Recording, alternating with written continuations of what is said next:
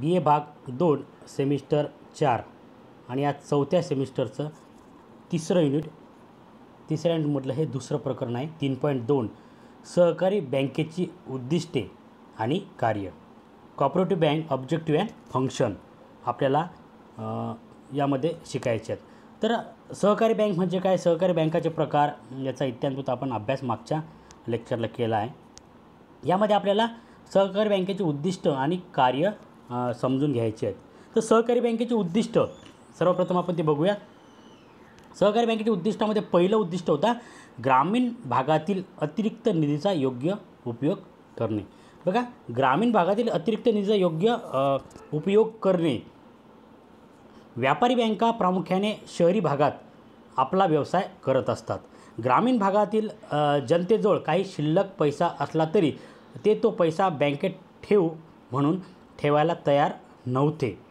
ग्रामीण जनतेला बँकेत ठेवण्याची सवय लागावी आणि सुरुवातीला त्यांच्या ही सवय नव्हती, ती सवय त्यांना लागावी. ते आपला पैसा सोने किंवा जमीन घेण्यामध्येच गुंतवून टाकत होते आणि अनुत्पादित कार्यात गुंतवल्यामुळे त्यांना तसा फारसा काही लाभ त्यापासून मिळत नव्हता. व सहकारीची बँका स्थापन करण्यामागे मुख्य उद्देश हे होतं की ग्रामीण जनतेजवळ अतिरिक्त निधी त्याचा योग्य वापर व्हावा, लोकांकडे अतिरिक्त पैसा गोळा करून ते निधीचा योग्य उपयोग करावा. हा एक महत्त्वपूर्ण उद्देश या सहकारी बँकेचा होता आणि तो बऱ्याच अंशी सफल झाल्याचा आपल्याला दिसून येते.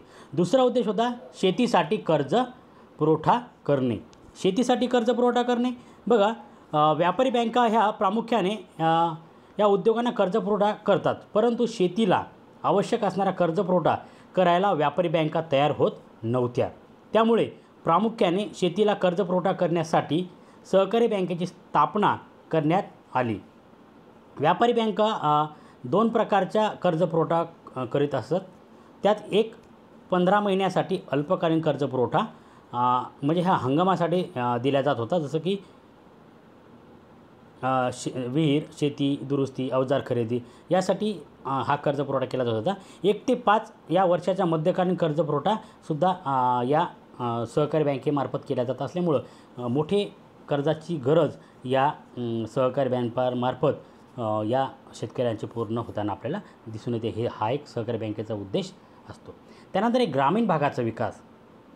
ग्रामीण भागातील जो काही निधी लोकांकडे जमा होतो तो त्यांना निधी बचतीची सवय लागावी, त्यानिमित्तानं त्यांनी तो पैसा जमा करावा आणि तो पैसा जमा करून एक मोठा निधी झाल्याच्यानंतर त्या शेतकऱ्याला, त्या सभासदाला त्या निधीचा योग्य वापर करता येऊ शकतो. यासाठी पहिल्यांदा त्या लोकांकडे बचतीची सवय त्यांना लागणे आवश्यक होतं आणि ती सवय या सहकारी बँकेने लावून दिली आणि म्हणून हिचा उद्देश होता की ग्रामीण भागाचा विकास झाला पाहिजे. जे काही बचत जमा होते त्यातून त्या ग्रामीण भागाचा विकास कसा करता येईल हा एक महत्त्वपूर्ण उद्देश या सहकारी बँकेचा होता.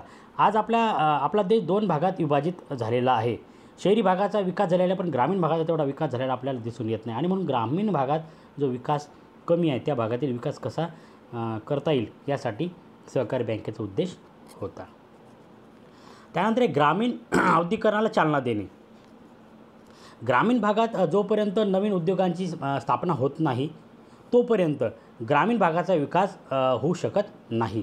एका बाजूला शेतीमध्ये आधुनिक तंत्रज्ञानाचा उपयोग करून शेतीची उत्पादकता वाढवणे आवश्यक आहे, तर दुसऱ्या बाजूला ह्या शेतीतून निर्मित होणाऱ्या उत्पादनाला शाश्वत भाव मिळणे आवश्यक होते. योग्य भाव मिळवण्यासाठी कृषी मालावर प्रक्रिया करणारे कुटीर आणि लघु उद्योग स्थापन करणे आवश्यक होते आणि ग्रामीण औद्योगिकरणाला चालना देणे हे सहकारी बँकेचे महत्त्वपूर्ण उद्दिष्ट आहे.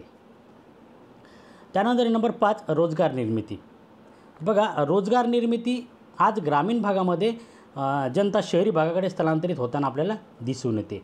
महानगराची लोकसंख्या सातत्याने फुगवत असल्यामुळे त्या ठिकाणीसुद्धा मोठे समस्या आज निर्माण झालेल्या आहेत. पण ही रोजगार निर्मिती जर ग्रामीण भागातच झाली तर निश्चितच या ग्रामीण भागातील लोकांना स्थलांतरित होण्याची वेळ येणार नाही. त्यांना त्यांच्या भागामध्येच रोजगार मिळाल्यामुळं त्यांची मोठी राहण्याची, खाण्याची ह्या सगळ्या समस्या त्यांना या ठिकाणी शहरी भागात येऊन ज्या भेडसावतात त्या ग्रामीण भागात त्यांना भेडसावणार नाही आणि रोजगार निर्मिती झाल्यामुळं ग्रामीण भागाचा विकास आणि त्या व्यक्तीचा, समाजाचा विकास होण्यासाठी मदत होईल आणि सोबतच जर ग्रामीण भागात छोटे मोठे उद्योग उभे झाले तर आपोआपच त्यामुळे शेतीच्यासुद्धा उत्पादनाला भाव मिळणार आहे, शेतीच्या मालालासुद्धा मागणी मिळणार आहे आणि त्यामुळं सहकारी बँकेचा रोजगार निर्मिती हे एक महत्त्वपूर्ण उद्देश आहे. त्यानंतर नंबर 6, सहकार चळवळीचे नेतृत्व करणे. तर बघा, सहकार चळवळ जी आहे त्याचं नेतृत्व करण्याचं कामसुद्धा या सहकारी बँकेच्या मार्फत केलं जाते, ते सुद्धा त्याचा एक महत्त्वपूर्ण उद्देश आहे. बघा, सहकारी बँकेचे महत्त्वाचे उद्देश हे राज्यातील सहकारी संस्थांना योग्य दिशेने कार्य करण्यासाठी त्यांना आवश्यक असलेले नेतृत्व प्रदान करणे हे आहे. सहकारी क्षेत्राबाबत शासनाने कोणती धोरणे ठरवावीत, सहकारी संस्थांबाबत कोणते नियम कायदे असावेत, सहकारी संस्थांना कोणती मदत आणि सवलतीची द्याव्यात, त्यांना कोणत्या सवलतीची आवश्यकता आहे, या बाबी शासनाला सल्ला देण्याचं कार्यसुद्धा या सहकारी बँकांमार्फत केलं जाते.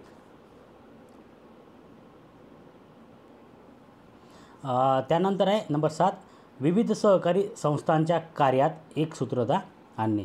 वेगवेगळ्या सहकारी संस्था आहेत, त्यांच्या कार्यामध्ये एकसूत्रता आणण्याचं कामसुद्धा सहकारी बँकेमार्फत केल्या जाते. तर बघा, राज्यातील विविध प्रकारचे सहकारी संस्था कार्यरत आहेत.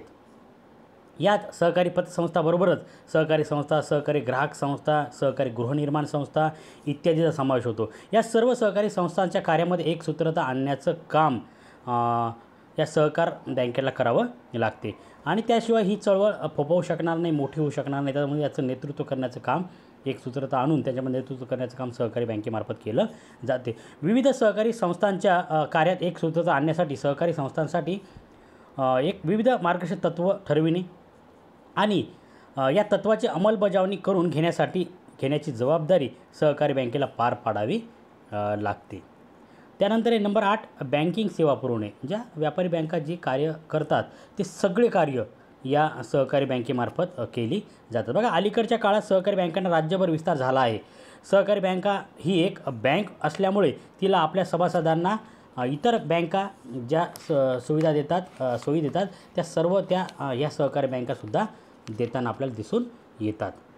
बघा, यात प्रामुख्याने एका बँकेतून दुसऱ्या बँकेला रकमा पाठवणे, आपसातील धनादेश, ड्राफ्ट, हुंड्या वटवणे, त्याचबरोबर सुरक्षागृह, पत्र, व्यापाऱ्यांची माहिती सांगणे, ग्राहकांतर्फे ते स्वीकृती करणे, ह्या सगळ्या सेवा या सहकारी बँकामार्फत पुरवल्या जातात. ते सुद्धा त्यांचा एक उद्देश आहे की बँकिंग सेवा पुरवणे.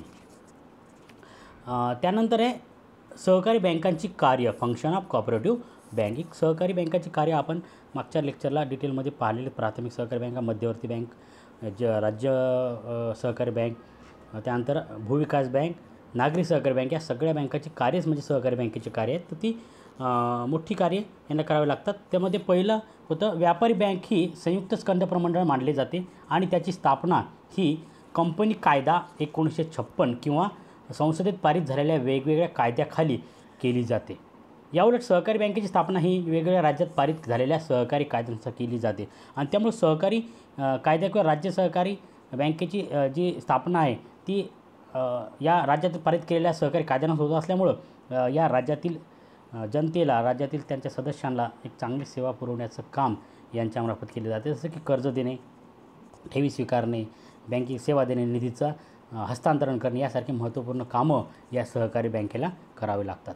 त्यानंतर होतो व्यापारी बँकेची रचना ही शासकीय पद्धतीने असते, तर सहकारी बँकेची रचना त्रिस्तरीय पद्धतीची असते. प्राथमिक सहकारी पतसंस्था, जिल्हा मध्यवर्ती बँका आणि त्याच्यावर असते राज्य सहकारी बँक. या त्रिस्तरीय पद्धत यांची असते. या रचनेत ज्या सहकारी बँका सर्वोच्च स्थानावर असते म्हणूनच तिला शिखर बँक असं म्हणतात. दुसऱ्या राज्य स्तरावर राज्य सहकारी बँक असते. ही बँक जिल्हा व मध्ये कार्य करते, तर ग्रामीण स्तरावर जिल्हा मध्यवर्ती ठिकाणी म्हणजे जिल्ह्याच्या लेवलला कार्य करते, तर ग्रामीण स्तरावर प्राथमिक सहकारी संस्था या कार्य करत असतात. आणि एकूणच काय तर ग्रामीण लेवलला ह्या बँकाचं जाळं पसरत असल्यामुळे, शाखा विस्तार झालेला असल्यामुळं ग्रामीण जनतेची कर्जाची मागणी मोठ्या प्रमाणात पूर्ण करण्याचं काम ह्या सहकारी बँकांमार्फत केलं जाते. त्यानंतर आहे नंबर 3, बँकिंग नियमन कायदा 1949 हा पूर्णपणे व्यापारी बँकांना लागू असतो, तर सहकारी बँकांना हा कायदा अंशतः लागू असतो. त्यामुळे बँकेची सहकारी बँकांवर नियंत्रण नसते. बघा, बँकिंग ॲक्ट जो आहे तो म्हणजे RBIचं पूर्णतः नियंत्रण या सहकारी बँकांवर नसते, ते अंशतः नियंत्रण यावर असते आणि त्यामुळे सहकारी बँकावर पूर्ण नियंत्रण ठेवू शकत नाही. पण तरीसुद्धा यांच्या हिशोबामधला जो काही काटेकोरपणा आहे, यांच्या कर्जाचे जे त्यांचे कर्ज देण्याचे जे काही वेगळे उपक्रम आहेत, शेती संदर्भित जे विकास करण्यासाठी त्यांचे जे उपक्रम आहेत, हे सगळे खूप वाखाण्याजोगे आहेत. कारण ग्रामीण भागाशी खूप नाळ जोडलेल्या ह्या बँका असल्यामुळं शेतकऱ्यांना सर्वप्रथम ह्याच बँका कर्ज देत असल्यामुळं ग्रामीण भागाच्या विकासामध्ये एक महत्त्वपूर्ण भूमिका या सहकारी बँकाची राहिली आहे. त्यानंतर नंबर 4 होतं व्यापारी बँका. या पूर्णपणे व्यावसायिक मापदंडावर कार्य करत असतात. याउलट सहकारी बँका सहकारी तत्त्वावर काम करतात, त्या पूर्णपणे व्यावसायिक मापदंडावर कार्य करत नाहीत. म्हणजे व्यापारी बँका फक्त नफ्यासाठी काम करतात, तर सहकारी बँका ह्या ना नफा ना तोटा या तत्त्वावर कार्य करत असल्यामुळं जास्त नफा नाही झाला तरी चालेल, पण सभासदाचं हित कसं साधता येईल यासाठी ह्या सहकारी बँका प्रयत्नशील असतात. आणि त्यामुळंच